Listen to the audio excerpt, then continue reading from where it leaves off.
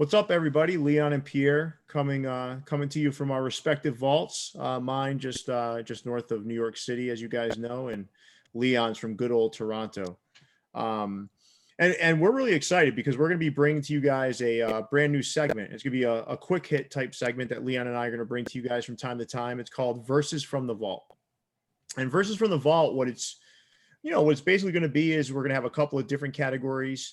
Or a couple of different folks battling it out for best collaboration, those sorts of things. So today's show is going to actually focus on two Atlanta icons, one a little more famous than the other, but certainly both are very relevant in the hat game. So you've got Offset and Manolo Prado, and we all know who Offset is, but you may not know who Manolo Prado is yet, but you certainly know of his work because you've seen it. If you've watched a hip hop video from the 90s or early 2000s, you know Manolo Prado because he's outfitted some of those folks. And if you want to get to know a little bit more about him, he did some lives with Hat Club, but he did a live with us here on Views from the Vault. We interviewed him.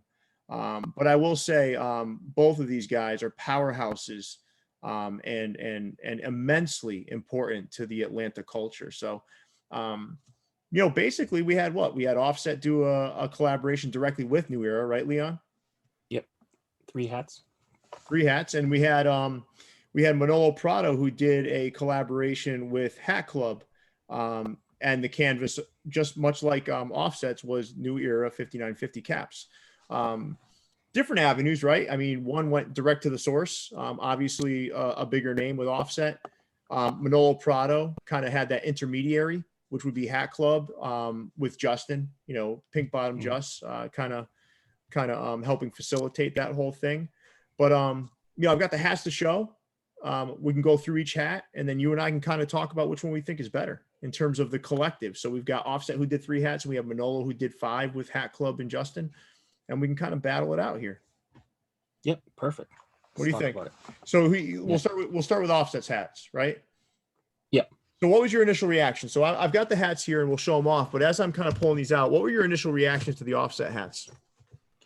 So for me, I anything that has a hip hop collab, it's almost a certain buy for me. Mm-hmm. So the first thing I wanted to figure out when Offset announced his collaboration was, number one, where the hell am I going to buy it? So luckily you didn't have to worry too much about that. Right. Yeah. So it was readily available to everyone. So that was amazing. And then I just wanted to see what he did. I mean, the last big one I can think of was maybe Kid Cudi or Travis Scott. We both know those ones went really, really quick. And the resale on those ones were really high. The Kid Cudi All-Star Game cap is one of my favorites of all time, with the C with the drip on it. That thing was badass. But I mean, it's always interesting to see what these guys come up with. But that brown Travis Scott was probably one of the highest resale values on a hat. You couldn't get it. Oh, you'd see those pounded out for like $300 a pop. Yeah, I even paid retail. I got cart jacked on the brown one. I went down to 778. That one got cart jacked as well, and then I ended up having to pay double, which was not that bad. I see them on. Oh no, I had to pay 150. Okay, so I paid 100. It's still whatever. You got to pay to play sometimes. They sold them at Minute Maid Park. Bun B has really exclusive. Oh yeah, dude, listen, we all know hip hop guys are synonymous with New Era caps, right? When you think back, when I think back to, listen, I hate to admit it, but Limp Bizkit, Fred Durst, right? I remember he did a music video with Method Man and DJ Premier, did the production on the song. And there were New Era caps all throughout that video. And I remember seeing those, and like they made these things not just performance type pieces. They turned them into iconic pieces of fashion. So listen, let's get into it. So I've got the Offset caps here. So what we'll do is we'll go one by one. I'll kind of show them off, and I'll give you my take. You give me your take. So here's the first one.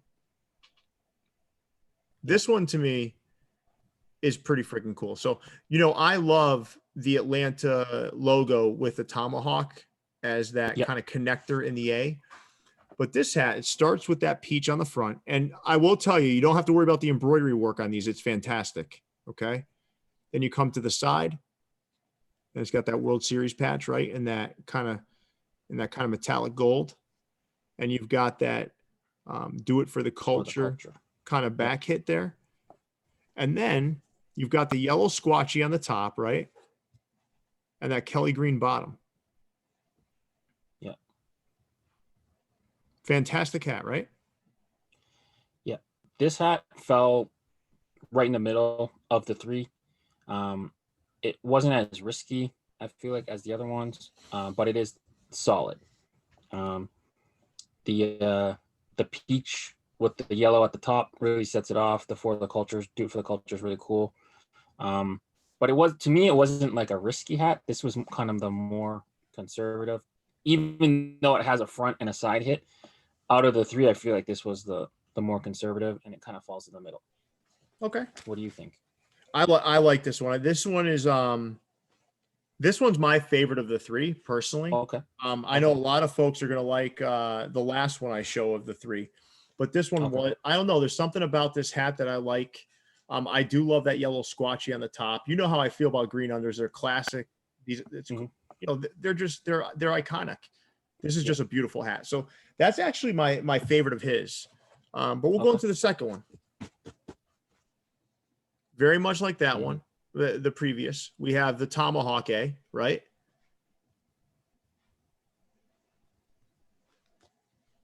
You've got that Atlanta kind of hit right there. In North Atlanta. Yep. And then it's got the green squatchy. And this one has a gray under. Gray under. Yeah. So my only qualm with this is I would have loved to have seen a green under on this one with that green squatchy. But I didn't complain about it with the other one. I kind of like how that yellow just set it off and kind of went with that gold World Series patch. But this one, I'm like, you know, I like it, but I'm not like wowed by this one. I don't know, man. Yeah. I love certain elements of this hat. The Atlanta side script with like the greetings from, almost like that postcard kind of look of that. That is pretty cool. The street signs is kind of where it loses me. It's kind of fits on a weird spot. I like where it's placed. No, I like where it's placed, dude. It's like right on the seam. It's dead center in the back. So you know, the symmetry of it's absolutely perfect. So when you look at this hat, right, you've got that perfectly centered, and then you've got the logo on the front perfectly centered, and then they get a little wild on the sides. Yeah. Listen, solid hat, solid offering, really nice. You know, that one is my least favorite of the three. Now, my middle hat, you would? Least favorite? Yeah. Okay. Now, this one is where I think you and I are going to differ, because I bet this one is your favorite. I'm going to guess. Yeah. But this is the one. This is the cleanest of the three caps, okay? Simple. You got a powder blue. You got that navy squatchy with a navy A, that white outline that kind of goes and kind of connects to that new era flag, and the outline on this kind of blued out World Series patch. Yeah, North. Yep. I know that. And this one also has a gray undervisor, which I think fits perfectly. Now, I do love green on powder blue. I love it, the green undervisor on powder blue, but this really fits with the rest of the elements on this hat. Fantastic hat. Yeah. Fantastic hat. All of them had different color buttons. I feel like this button kind of matched the hat, the rest. The yellow button makes it stand out the most, but this one kind of matches the most. I think this is the most complete hat. I know some people got lost on the side, the highway sign at the back, but I think it's a cool touch. Yeah, it is. Out of all of them, this is a very solid hat. This is the cleanest and probably the most fundamentally sound of the three hats. Yeah, it's the most wearable, I think. Yeah. I love all over hats. I love hats that have extra stuff, but I just don't end up wearing those hats all the time. So your one is the most wearable. Your winner is that one. My winner, again, is this one. Yeah. This one to me is just, this screams Atlanta. I mean, we both ended up getting the set. So, I mean, it'd be interesting to see like which one sold better, or if people were buying them like us, like as a set. Yeah. Or buying them one at a time. But yeah, I was lucky. I held out a little bit. And I got them on like a 20% sale from Eblin's. Shout out to Eblin's. So yeah, so Eblin's what I think it was probably Berdeen's. I don't know if it was Eblin's, but either way, solid offering there. Solid offering. But now we're gonna get into the Manolo pack, right? So there was 5 hats from the Manolo pack. 2 were Milwaukee Braves with the M kind of symbolizing Manolo, right? Yep. Right. And then you've got the 3 Atlanta Braves offerings. So the 5-pack to me was pretty cool. We'll get into first. We'll start with the Milwaukee Braves caps. Okay. Sure. We're going to start first with the hat that was dubbed Brave Hawks. So this was an ode to the 96 Atlanta Hawk jerseys, right? You got that red crown, the white M, that yellow under. This screams Atlanta Hawks. Screams it, right? Yep. And you've got that 1957 World Series side hit, which I believe was a year that they beat the Yankees, so it makes it even more powerful for me. Right? Beautiful hat. Yeah. Upon first glance, it almost looks like a reverse Braves hat. So it's like with the red bill and then the dark crown. So it almost looks like a reverse Braves. The Milwaukee, you think Braves, like it's a real cool play on a lot of stuff. To me, I didn't see it as a Hawks hat at first, but that's not a fault to them. It's mainly because the Atlanta Hawks keep changing their colors. Well, listen, I grew up with Spud Webb and Dominique Wilkins. Okay. Yeah. And if you think about those old iconic Atlanta Hawks jerseys, while they weren't 1996, when you think about it, those colors just look like those Hawks jerseys that Spud Webb and Dominique Wilkins were wearing. Yes. But these were also the same colors that they used in 96. So that was Brave Hawks, right? And again, that M kind of connecting to Manolo's first name. Now, you go into the next one, which has been dubbed Manolo on Peachtree. And a cool fact about this one is this was Jason Mead's first side patch purchase, which is pretty incredible, right? This is the one that started it all for the Prince of patches. You've got this beautiful dark crown, right, with that white M that kind of pops off of it with the peach under. And we know how peach is synonymous with Atlanta, Georgia. And then you've got, dude, look at this, man. It's a 1957 World Series patch, but look at dude, it's so subtle, but it's classy, right? I mean, this is a great looking cap. Yeah. This one is going to be a heartbreaker for me because I actually ordered it and they ended up canceling it. So I have I have 2 sets of these, Leon. 2 sets. Yeah. So I bought one mainstream and I got one right from Manolo himself. This one has, for those that don't know, Hat Club is known for 2 specific things when it comes to some of their fashion cap. Well, all their fashion caps for the most part, right? Is a tonal new era flag, and the batterman, if it does exist, is usually flat. So, I mean, look at this. Yeah, and usually if they can avoid it, the front logo will not be the same color, and the patch and the undervisor usually match. All right, so you ready for the next one? Let's do it. Okay. So now we're getting into Brave stuff.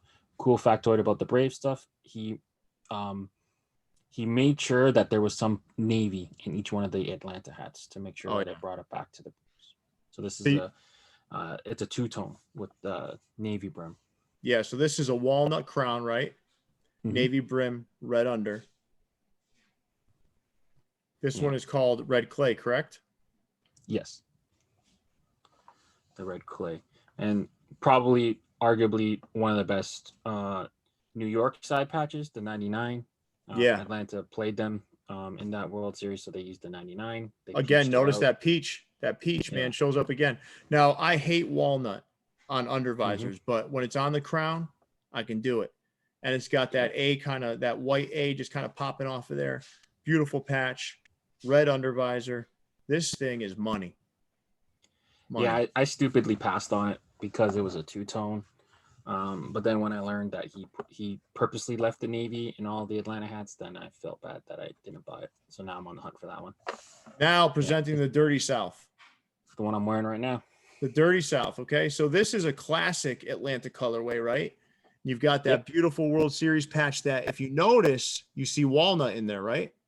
Mm-hmm. And so and some peach, and walnut and peach. Yeah. Then you go under visor. I absolutely despise walnut under visors, but because the story is so fantastic around this cap and it's so well executed, I still picked it up. I do enjoy how they kind of tied that peach and walnut into the side hit. Great hat. And it's classic. Yeah. The Dirty This South. one's called the Dirty South, right? Yeah. Yep, the Dirty South. Now, I'm about to show you what I think, and you and I talked about this, probably one of the hats of the year. Easily. I don't want to show my cards too much because I love the offset caps. But this one, to me, I'm not going to say the whole name, but the start of it is Paint the City. This was an ode to strippers.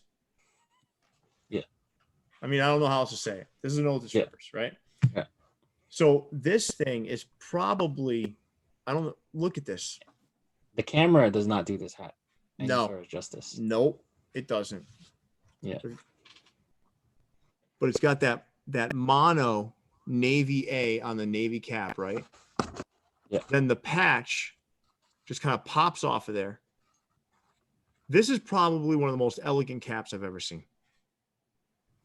It's a great hat. It's a flawless hat.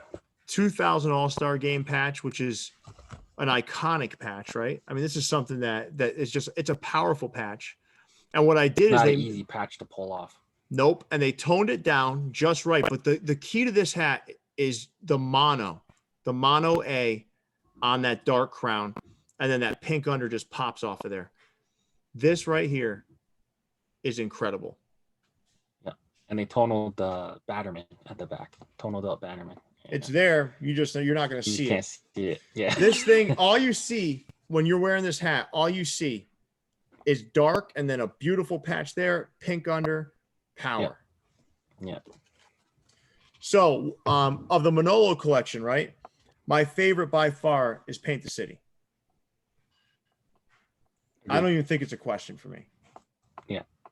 And then they're all great. My least favorite would be Dirty South, just because the one you're wearing right now, that's my least favorite. That's the one to me that has the least. It's not really a risky move. It's not really a crazy move. It's a solid cap. My least favorite. Now, I would take all three of the offsets over the one you're wearing right now. That's me. Okay. That's me. I would take all three of the offsets, but that doesn't mean that I like that collection better. So let's get into it. So I want to hear your take on which collection you feel is better and why. Okay.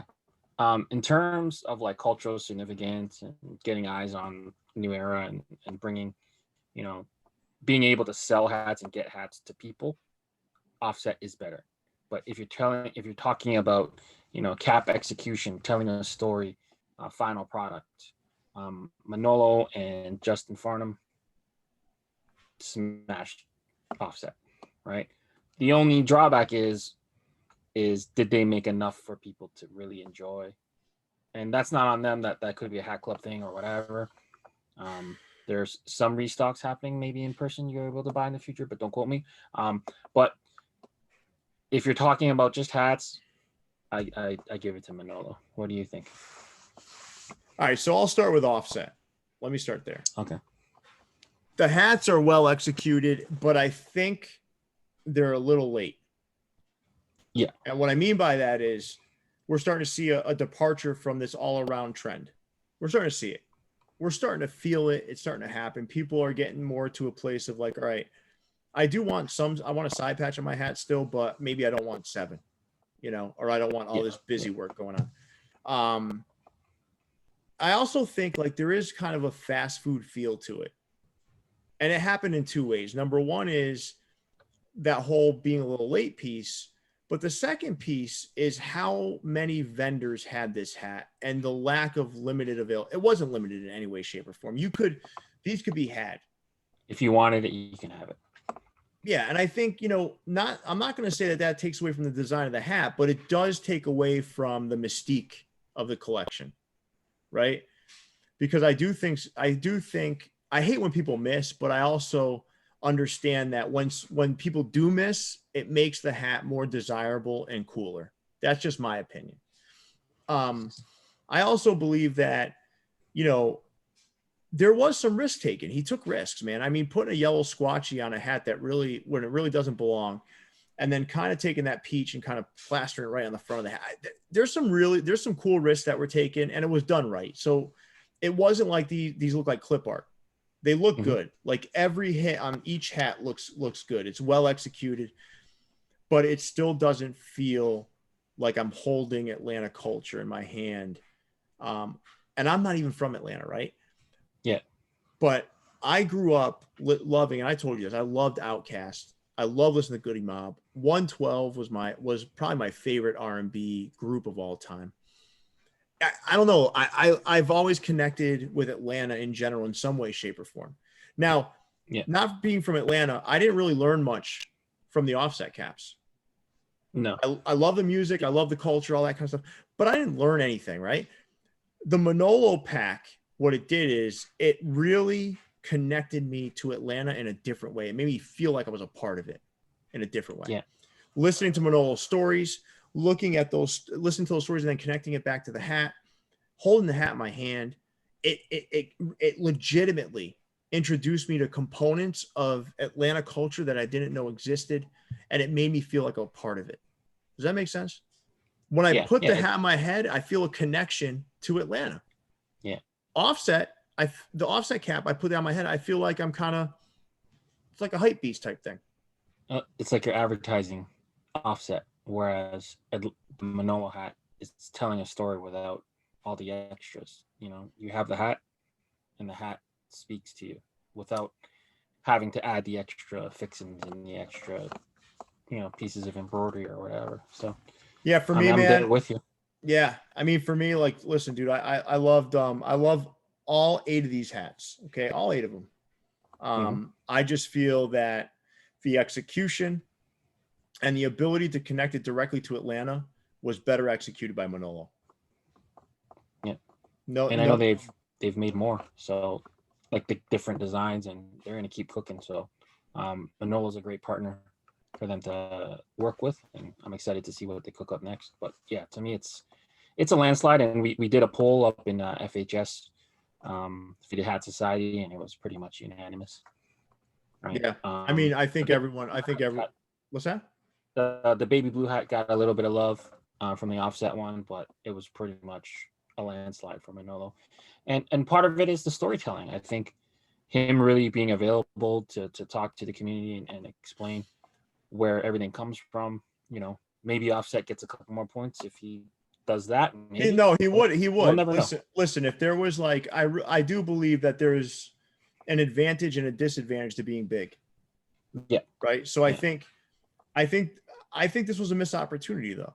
Like New Era should have done like, you know, a 5-minute just hit with him and just like tell us about why you made these and what went into the design and that sort of thing. And I think we would have felt a different connection to it, right? There's value in storytelling.